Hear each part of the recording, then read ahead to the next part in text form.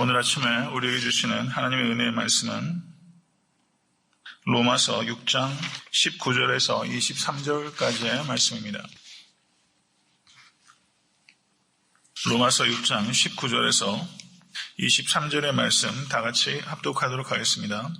너의 육신이 연약함으로 내가 사람의 이대로 말하노니 전에 너희가 너희 지체를 부정과 불법에 들여 불법에 이른 것 같이 이제는 너희 지체를 의에게 종으로 들여 거룩함에 이르라. 너희가 죄의 종이 되었을 때에는 의에 대하여 자유하였느니라. 너희가 그때 무슨 열매를 얻었느냐?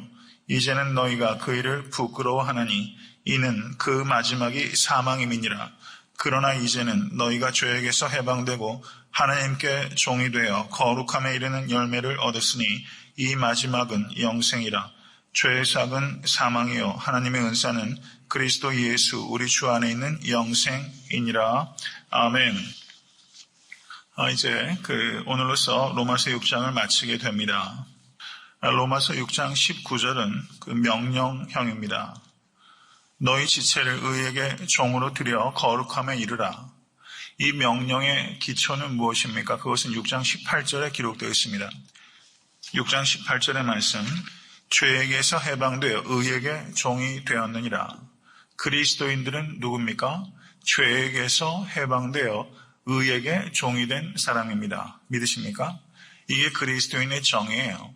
그러면 그리스도인의 삶은 어디에서부터 나오는 것입니까? 그리스도인이 누구인지를 아는 데서부터 그리스도인의 삶이 나오는 거예요. 이게 신앙윤리예요.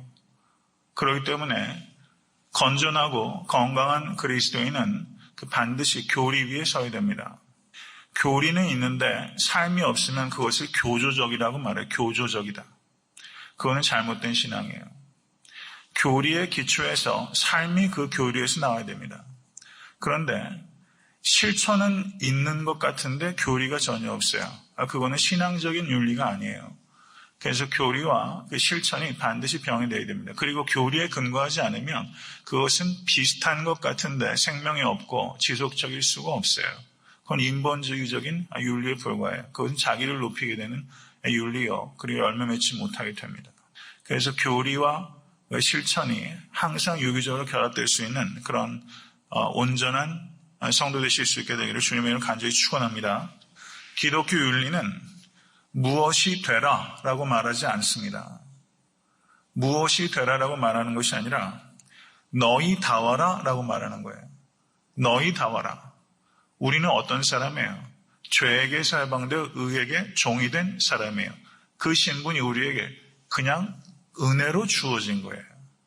그 다음에 너희답게 살아라. 이게 기독교 윤리예요. 우리가 어떠한 사람이 되기 위해서 이렇게 해라.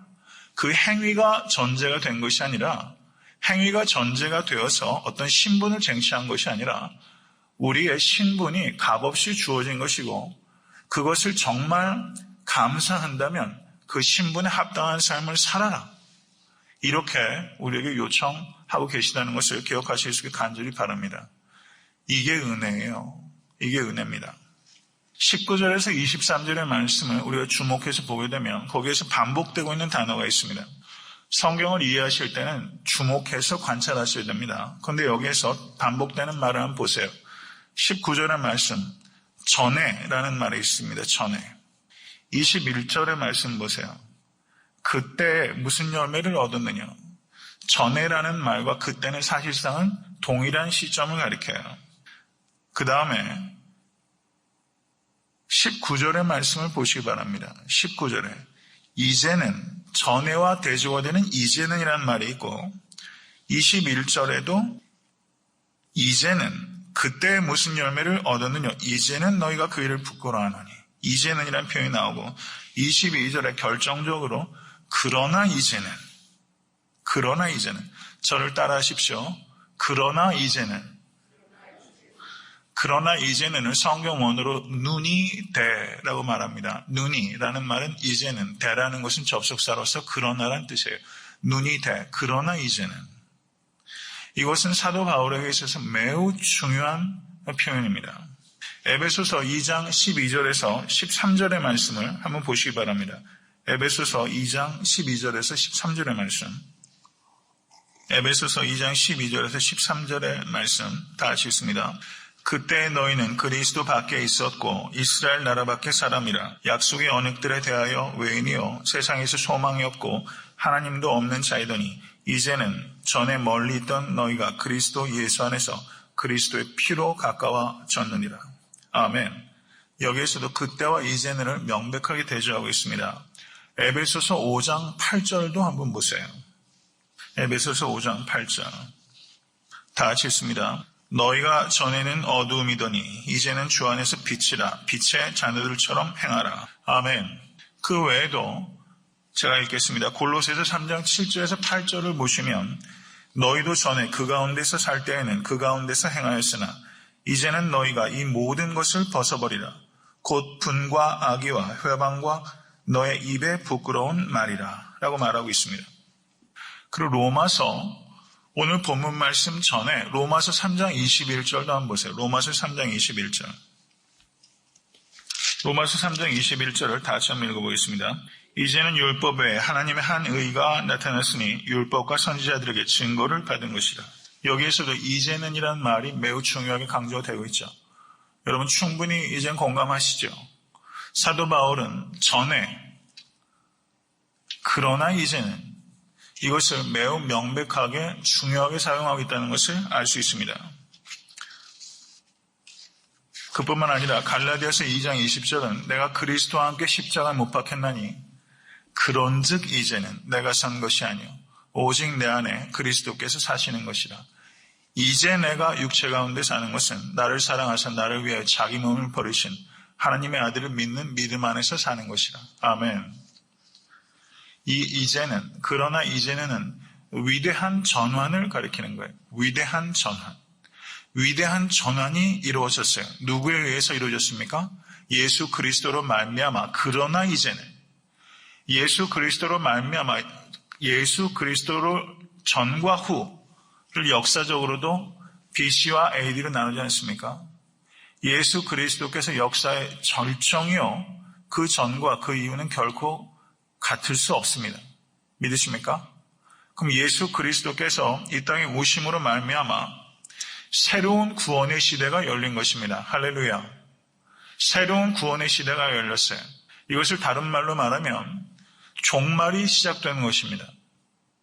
예수 그리스도께서 이 땅에 초림하신 사건은 신학적으로 종말의 시작이라고 말해요. 그리고 예수 그리스도께서 이 땅에 다시 재림하실 것을 믿으십니까? 아멘. 예수 그리스도께서 이 땅에 재림하시는 사건을 종말의 완성이라고 말해요. 이것을 에스카탈로지, 종말론이라고 합니다. 에스카탈로지라는 것은 에스카톤, 끝이라는 말과 연관이 있는 거예요. 끝에 대한 진리의 말씀, 그게 에스카탈로지, 종말론입니다. 근데 많은 이단 사설들이 종말론에 대해서 잘못된 것을 가르쳐요. 예수 그리스도의 초림은 종말의 시작이요. 예수 그리스도의 재림은 종말의 완성입니다. 그러므로 우리는 어디를 살고 있어요? 종말의 시작과 종말의 완성 사이를 살아가고 있어요. 종말은 이미 시작됐습니다. 그러니까 종말의 시작과 종말의 완성 사이를 살아가는 백성도로서 항상 깨어 있어야 되는 것입니다. 종말의 때가 언제냐? 이런 것에 대한 관심을 갖지 말라는 거예요. 예수님께서도 그것에 대해서는 전혀 말씀하지 않으셨어요. 오직 하나님만이 아신다. 그리고 예수님께서 강조하신 건 뭐냐? 깨어있으라. 삼가라. 이게 강조점이에요. 그럼 종말에 대한 가르침의 핵심은 무엇이냐? 그것은 understanding, 종말에 대해서 이해를 하고 그리고 obedience, 깨어있으라는 게 강조점이에요. 이게 건전하고 건강한 종말론입니다. 종말이 시작되었고 종말이 완성되었다는 뜻을 다르게 표현하면 하나님의 나라가 이 땅에 임하였습니다. 믿으십니까? 하나님의 나라가 이 땅에 임하였어요. 그리고 하나님의 나라가 예수께서 재림하실 때 완성이 되는 것입니다. 이것이 하나님의 나라의 개념이에요. 고린도전서 5장 17절도 그런즉 누구든지 그리스도 안에 있으면 새로운 피조물이라. 이전 것은 지나갔으니 보라 새 것이 되었도다. 이 말씀은 다들 암송하시는 말씀이에요. 그런데 여기서 강조점이 무엇입니까? 누구든지예요. 누구든지 그리스도 안에 있으면 새로운 피조물이라. 예외가 있습니까? 없습니까? 예외 없어요. 누구든지 그리스도 안에 있으면 새로운 피조물이라. 그럼 예수 믿으면 전과 그러나 이제는 이게 확연하게 달라요. 그런데 예수 그리스도가 십자가에 달리신 것은 우리의 삶을 그저 메이크업하는 정도가 아닙니다. 화장으로 좀 튀는 정도 가리키는 정도로 예수께서 고작 우리 얼굴에 화장을 실어 오신 게 아니에요. 예수는 우리를 전적으로 바꾸시기 위해서 오신 거예요. 그런즉 이전 것은 지나갔으니 보라 새 것이 되었도다. 새 것이 되셨습니까? 이전과 이후가 뚜렷한 변화가 있으십니까? 누구든지 예수 그리스도 안에 있으면 새로운 피조물이라고 말씀하시는데 이게 하나님의 말씀을 정말 믿으십니까? 그렇다면 정말 나의 삶에 before and after 예수를 알기 전과 예수를 알기 후가 무엇이 바뀌었는가? 일단 가치관이 바뀌어야 돼요. 삶의 지향점이 바뀌어야 돼요. 행동, 생각 하나가 바뀌면 행동은 100가지 1000가지가 바뀝니다. 가치관이 바뀌어야 돼요. 세계관이 바뀌어야 됩니다. 나의 주인은 내가 아니라 예수님이십니다. 주인이 바뀌면요 다 바뀌어요. 음식점에 가면 항상 그렇죠. 음식점에 갔는데 이전에 그 식당에 영 맛이 형편없는데 맛이 갑자기 너무 좋아졌어요. 그러면 어떤 경우가 많아요? 주인이 바뀐 거예요. 음식점도 주인이 바뀌면 맛이 바뀌어요. 다 바뀌어요. 성도 여러분, 우리가 예수님을 구세주라고만 생각하고 주님이라는 차원을 너무 망각하면서 살아요. 예수님은 Savior, 구세주일 뿐만 아니라 Lord, 주인이십니다. 성도님들께서 정말 이건 저에게도 항상 모든 그리스도인들에게 정말 예수님께서 나의 주인이신가? 나의 목회의 주인이신가? 심지어 설교의 주인이신가? 설교에도 주인 되신 분은 하나님이시죠. 하나님께서 저를 통해서 말씀하실 수 있도록 저야 일개 도구 몇 개 더 됩니까? 하나님의 말씀 가지고 안 그렇습니까? 사랑하는 성도 여러분, 모든 일들이 하나님이 주인 되실 수 있도록 주권을 내어드리시는 여러분과 제가 될 수 있게 간절히 축원합니다. 그래야 새로운 피조물이 되는 거예요. 그 뒤에 이어지는 내용을 보십시오. 너의 지체를 의에게 종으로 드려 거룩함에 이르라. 거룩함은 하나님의 뜻입니다. 데살로니가전서 4장 2절은 하나님의 뜻은 이것이니 너희의 거룩함이니라. 이보다 더 명확하게 하나님의 뜻이라고 나와 있는 구절이 그렇게 많지 않아요. 항상 기뻐하라. 쉬지 않고 기도하라. 범사에 감사하라. 하나님의 뜻이라는 명확한 표현이 나와 있는 성경 구절이 그렇게 많지 않습니다. 데살로니가전서 하나님의 뜻은 이것이니 너의 거룩함이니라. 성도 여러분, 하나님의 뜻을 찾을 때 우리가 일반적으로 어떻게 생각합니까? 결혼 대상자가 있으면 하나님, 이 사람과 결혼하는 게 하나님의 뜻입니까? 아닙니까? 이 비즈니스를 하는 게 하나님의 뜻입니까? 아닙니까? 이민 가는 게 하나님의 뜻입니까? 아닙니까? 여러 가지를 묻어요. 동으로 가야 됩니까? 서로 가야 됩니까? 우리 하나님의 뜻을 묻습니다. 내 개인적인 아주 밀접한 이해관계가 관계된 문제에 있어서 우리 하나님의 뜻을 자주 물어요. 그리고 많은 경우에 자기 합리화를 합니다. 인간은 합리적 존재가 아니라 자기 합리화를 하는 존재예요. 그리고 그리스도인들이 항상 빠지기 쉬운 함정이 자기 합리화예요. 그리고 기도하면서 자기 합리화를 해요. 그리고 기도 응답도 자기 합리화를 해요. 내가 기도했다고 이렇게 되면 하나님의 뜻인 줄 알겠습니다 하고 기도했는데 그렇게 돼요. 그러면 하나님의 뜻이라고 착각하지 마세요. 그리고 심지어 자기 희생적인 일을 물질과 시간을 들여서 헌신하면서도 그게 하나님의 뜻이다. 꼭 그렇지 않을 수 있어요. 하나님의 뜻을 너무 예단하고 함부로 자기 합리화해서는 안 됩니다. 심지어 사도 바울께서 소아시아 쪽으로 선교하시려고 했는데 얼마나 자기 희생적인 헌신입니까? 그런데 하나님께서 마케도니아로 돌리시잖아요. 내가 희생했다고, 내 시간과 물질이 들어갔다고, 그리고 자기를 철저하게 낮추고 있다고 해도 그게 하나님의 뜻이 아닐 수 있을 수 있어요. 하나님의 뜻에 대해서 항상 두려움을 가지고 찾으셔야 됩니다. 너무 예단하면 안 돼요. 하나님의 뜻으로 교회가 개척됐다. 저는 이런 말 하는 것도 좀 두려워요. 제가 저희 교회 개척될 때도 저 그런 말 안 했습니다. 에베소서 강의하면서 무슨 말 했냐면 제가 성도님께 물었어요. 애틀랜타 섬기는 교회가 개척된 게 하나님의 뜻입니까? 그랬더니 그때 여기 CBS 방송국에서 채 10명도 안 되는 분이 아멘 하셨죠. 근데 저는 아멘이라고 하지 않겠습니다. 그랬어요. 하나님의 뜻이라고 교회들이 다 세워주고서 교회가 불과 무슨 상점 문 닫듯이 1년, 2년 지나면 그 이해관계에 따라서 교회를 표현 자체도 참 민망한 노릇이면 교회 문 닫고 목회자가 그냥 운신을 가볍게 하는 경우들도 얼마나 많습니까? 저는 하나님의 뜻은 무엇입니까? 하나님의 뜻은 십자가지 하나님의 뜻은 교회 세우는 게 우리는 예수 사랑하기 위해서 여기 모여있는 것이죠. 성도 여러분, 하나님의 뜻을 함부로 예단하지 마실 수 있게 간절히 바라며 하나님의 뜻은 거룩함이에요. 얼마나 분명해요. 제가 드리는 말씀은 정확하게 말씀하고 있는 하나님의 뜻에 순종하게 되면 아까 제가 말씀드렸던 것처럼 하나님 제가 이민을 가야 됩니까? 이 사업을 해야 됩니까? 하나님 이 사람과 제가 결혼을 해야 됩니까? 이런 문제 기도하시면서 하나님의 뜻을 구하셔야 돼요.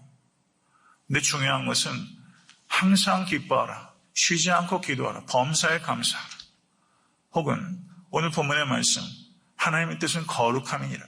이렇게 너무나도 명시적이고 예외가 없는 하나님의 뜻에 대해서 우리가 소홀히 하면서 내 이해관계에 관계되는 문제들이 있어서만 하나님의 뜻을 구한다. 이거는 있을 수 없다는 말씀을 드리는 거예요. 성경에서 명확하게 얘기하고 있는 하나님의 뜻에 대해서 순종하기 위해서 부단히 노력하십시오. 그리고 내 개인의 삶 속에서 아주 세수한 부분에 이르기까지 기도하십시오. 그리고 하나님의 뜻을 구하십시오. 제가 예전에 미국에 유학을 올 때요. 1999년도에 그 미국에 어학연수로 왔었어요. 전 사실 미국에 유학 뜻이 좀 없었어요. 그래서 어학연수를 와서 하나님의 뜻이 무엇인지를 좀 찾았어요. 갈등이 많았습니다. 근데 미국에 어학연수 올 때는 비자 받는 게 아무 문제가 없었어요. 그래서 미국에 와서 한 1년 정도 체류하면서 미국에서 유학생활을 해야 되겠다라고 그렇게 마음의 결단을 하게 됐어요.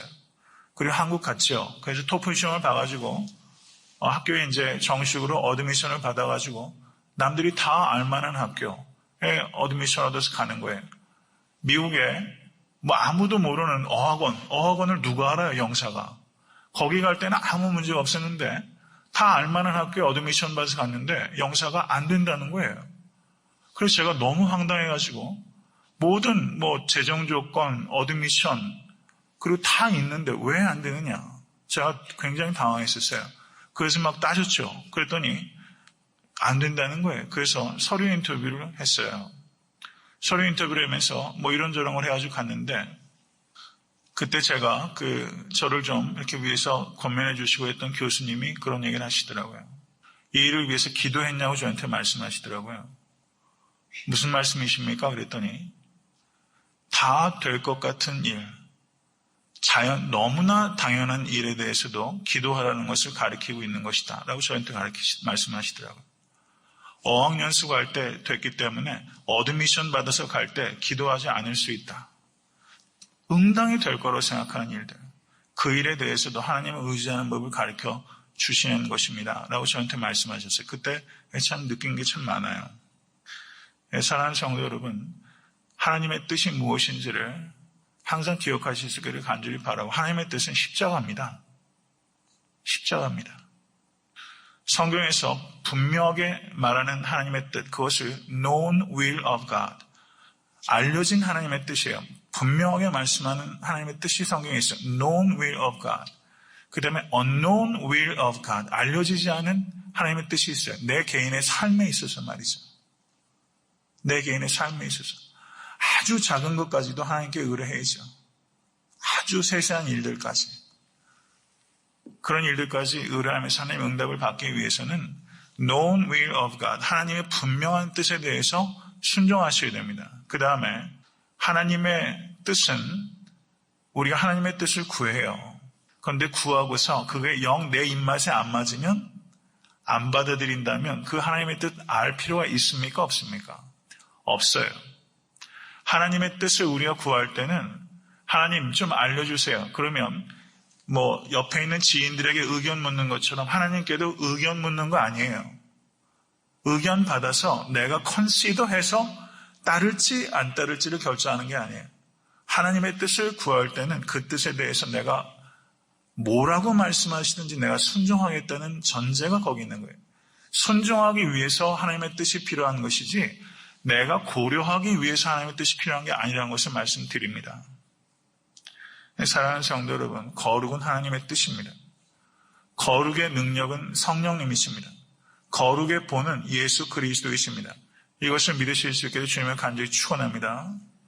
예수 그리스도께서 십자가에 달리신 것은 우리의 죄를 그저 forgive 하기 위해서 아니에요.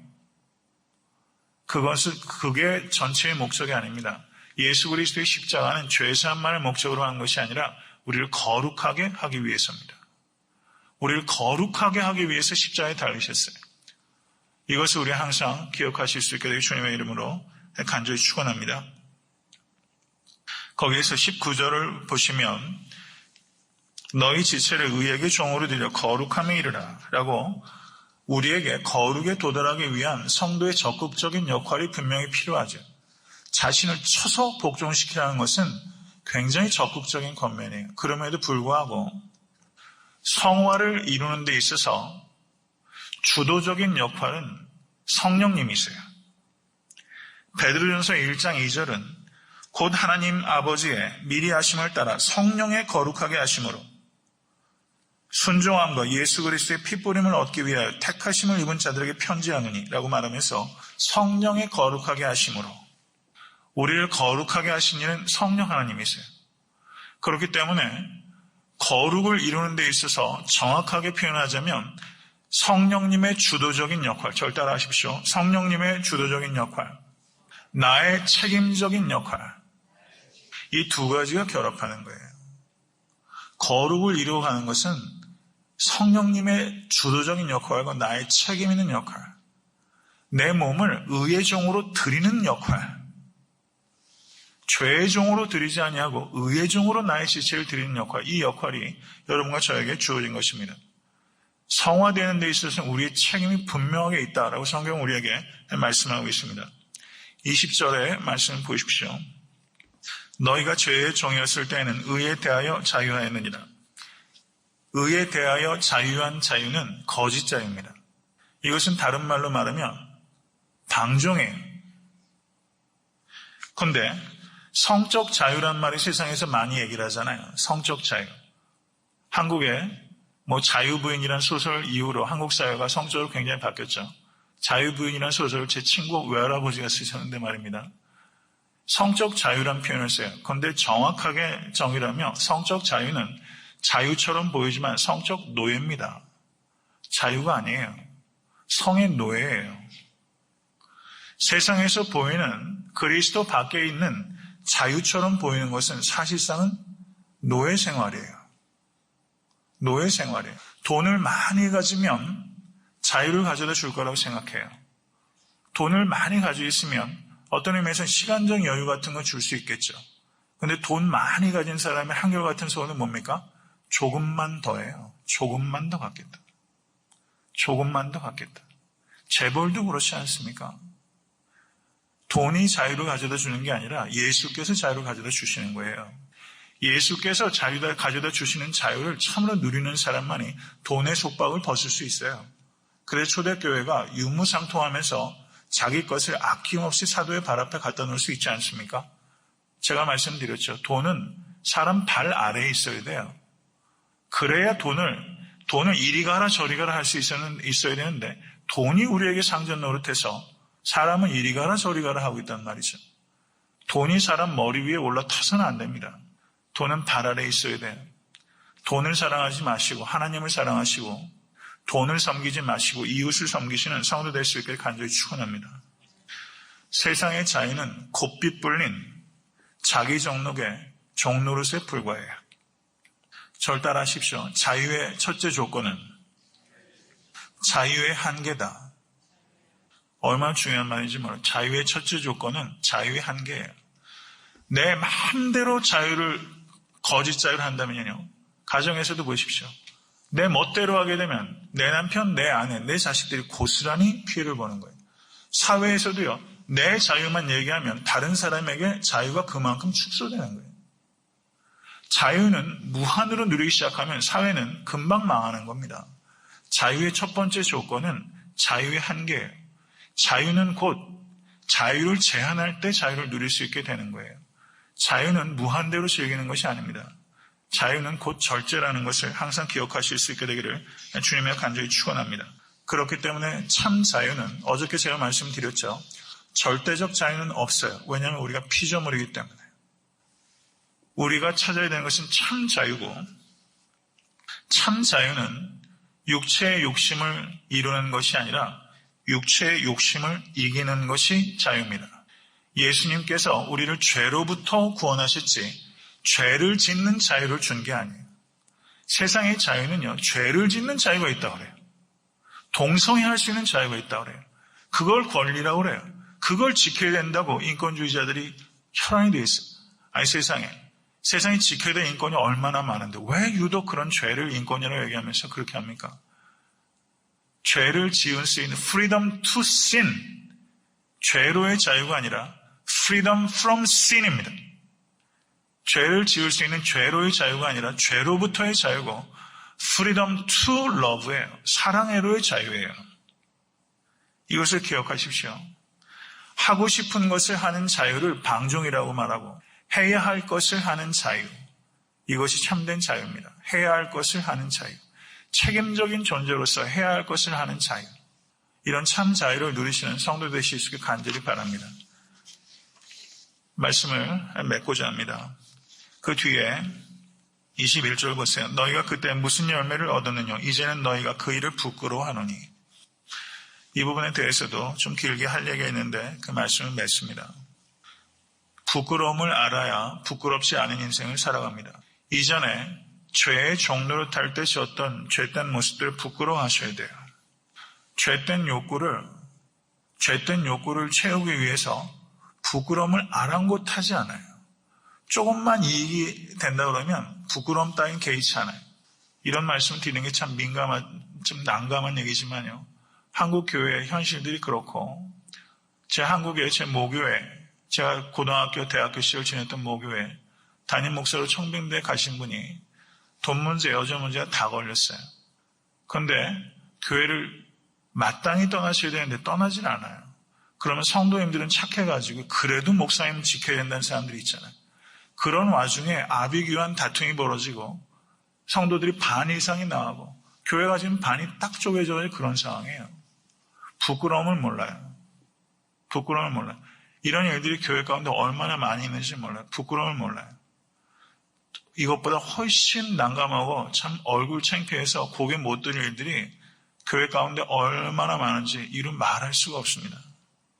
사랑하는 성도 여러분, 여기서 이전 일들에 대해서 부끄러움을 느껴야 됩니다. 부끄러움을 아시는 성도님과 제가 될 수 있게 되기를 주님의 이름으로 간절히 축원합니다.